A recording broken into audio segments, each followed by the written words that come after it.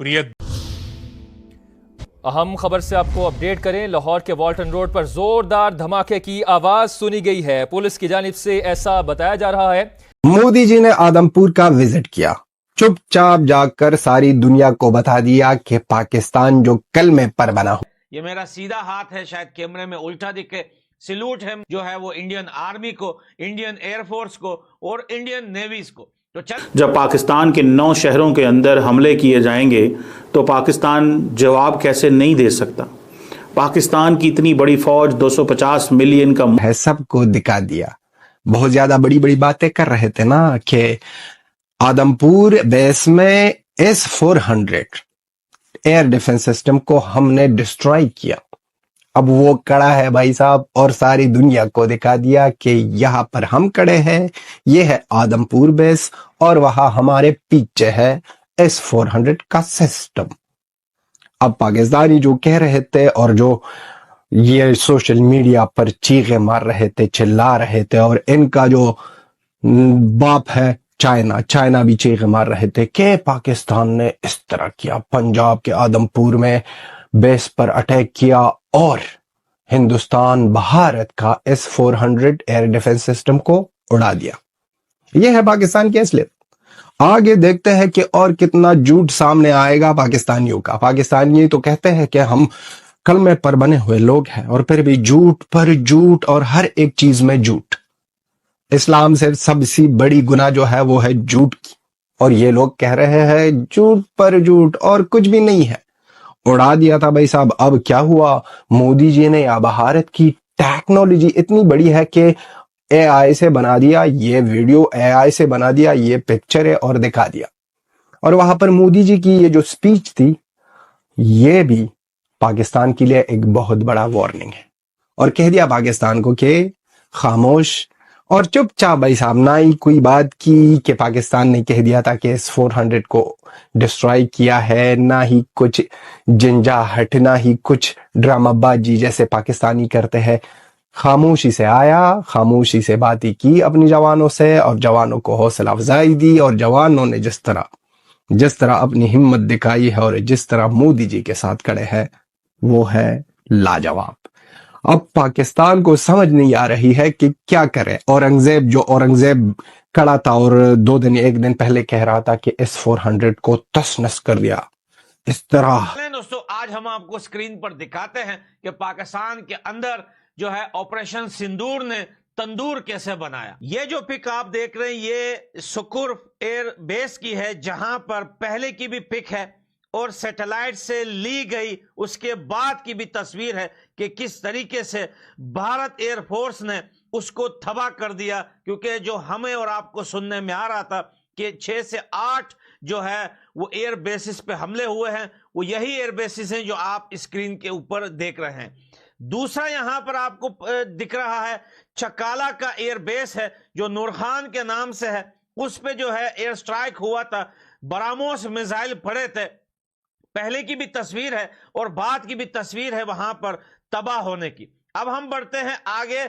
यहां पर एक बार फिर नूर खान की जो है यहां पर एक और तस्वीर है, तबाह हुआ नूर खान एयर बेस यहां पर आपको दिख रहा है। बहुत सारे लोग ये सवाल पूछ रहे हैं कि यार एक एयर बेस के 2 तस्वीरें कैसे आई हैं। वो ऐसे आई हैं कि पाकिस्तान के बहुत सारे जेट्स जो है वो जो है पार्किंग में खड़े हुए थे और पार्किंग में ही उनको फैला गया है। यानी कि नूर खान एयरबेस में इतनी तबाही कर दी कि पहले राडार उड़ाया उनका, बाद में उनके पार्किंग में खड़े हुए जेट्स को उड़ाया गया, बाद में उनके एयरबेस के मेन जो वेपन डिपोज को उड़ाया गया, जिसके बाद पाकिस्तान हो गया भावला और एकदम जो है पाकिस्तान जो है उठावला हो गया कि भैया अब तो इंडिया हमें छोड़ेगा नहीं। अब मैं दिखाता हूं आपको और बेसिस जहां पर तबाही हुई है। देखिए इस तस्वीर को। इस तस्वीर में रहीम यार खान का एयरबेस है। आप इसमें 3-4 जो है एंगल से जो है वो सैटेलाइट की तस्वीर देख रहे हैं। पहले वाली भी देख सकते हैं और तबाह होने के बाद भी आप देख सकते हैं कि रहीम यार खान का एयरबेस किस तरीके से उड़ाया गया। हम चलते हैं आगे सरगोदा पर। देखिए सरगोदा का एयरबेस है। पहले की भी तस्वीर आपके सामने है, बाद की भी तस्वीर आपके सामने है कि सरगोदा में बरामोस मिसाइलों ने कैसे तबाही मचाई थी और कैसे अटैक हुए थे पाकिस्तान के एयर बेसिस पर। पाकिस्तान के कम से कम 8 एयर बेसिस पर हमले हुए थे, 8 एयर बेसिस इनके तबाह हुए थे। इसीलिए पाकिस्तान बौखला गया था और उसने न्यूक्लियर का बैठक बुला लिया। अब आगे आप देखिए, यहां पर है ये आरिफ वाला एयर डिफेंस राडार। जैसे कि मैंने आपको वीडियो में पहले भी बताया था कि ये पाकिस्तान के एयर बेसिस के पहले राडार बड़ी आसानी तरीके से इनके राडार उड़ाए गए थे। और लाहौर का इलाका वॉल्टन रोड है, जहां पर जोरदार धमाके की आवाज सुनी गई है।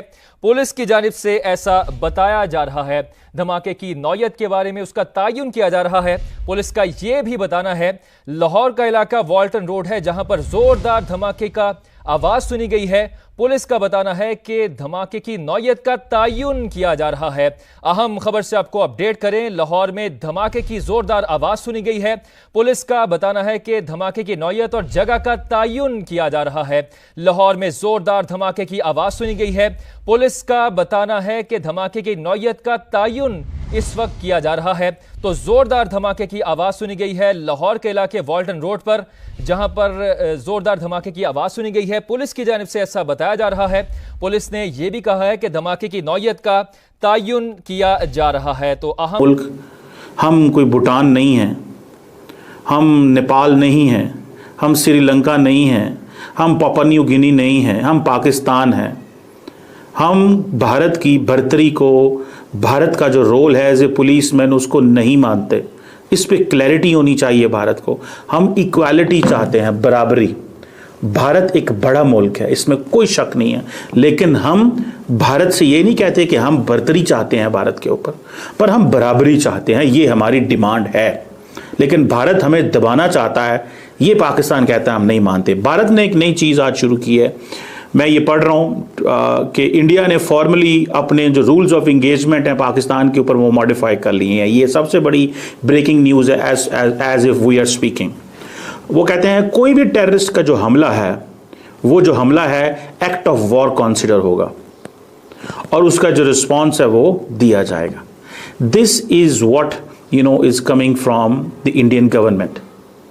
This is what is coming from Indian government. ये इंडियन गवर्नमेंट की तरफ से चीज आ रही है कि अगर कश्मीर के अंदर कोई हमला होता है या इंडिया के किसी इलाके के अंदर हमला होता है, तो वो कहते हैं कि ये पाकिस्तान के खिलाफ एक्ट ऑफ वॉर होगा।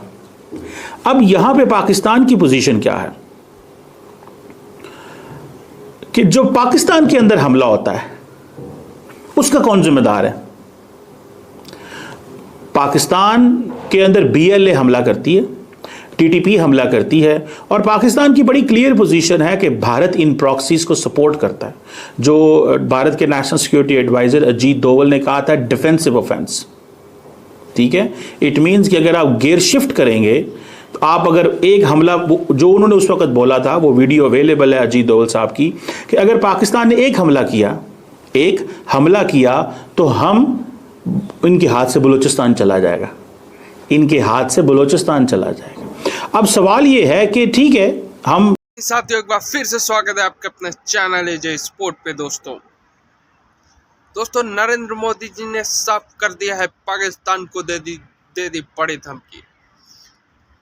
उनका कहना यह है कि पाकिस्तान अब हमसे जीत नहीं सकता। अगर पाकिस्तान बाज ना आया तो इससे बड़ा भी धमाका हो सकता है, उसके जिम्मेदार हम नहीं होंगे। मोदी जी ने यह भी कह दिया है कि अगर अब पाकिस्तान से बात होगी तो आतंकवाद पे भी बात होगी, पॉक पे भी बात होगी, आज़ाद कश्मीर पे बात होगी। तो आपने वीडियो देख लिया होगा मोदी जी की ललकार। मोदी जी जब ललकारते हैं तो पूरा देश सुनता है। मोदी जी की ललकार पूरे विश्व में सुनाई देता है।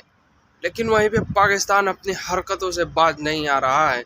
मोदी जी के बयान के बाद फिर भी ड्रोन घुमाते हुए नजर आया पाकिस्तान। क्या मोदी जी के भाषणों से डरा नहीं पाकिस्तान? बिल्कुल भी डर चुका है पाकिस्तान। दोस्तों आपको क्या लगता है कमेंट करके जरूर बताइएगा। दोस्तों मोदी जी एक बड़े लीडर माने जाते हैं। दोस्तों 56 इंच का उनका सीना है और मोदी जी जब भाषण देते हैं तो जबरदस्त भाषण देते हैं। दोस्तों किसने हार मानी वो तो आप इंटरनेशनल मीडिया पे देख लीजिएगा। पाकिस्तान की बेइज्जती हो गई, लेकिन अपने मीडिया में तो भारत ही जीता है। और भारतीय मीडिया के इंटरनेशनल में बहुत ज़बरदस्त बेइज्जती हो गई। ये गोदी मीडिया, इनको मत देखिए दोस्तों। आज के लिए इतना ही, मिलता है आपको नेक्स्ट वीडियो में। जब तक के लिए जय हिंद।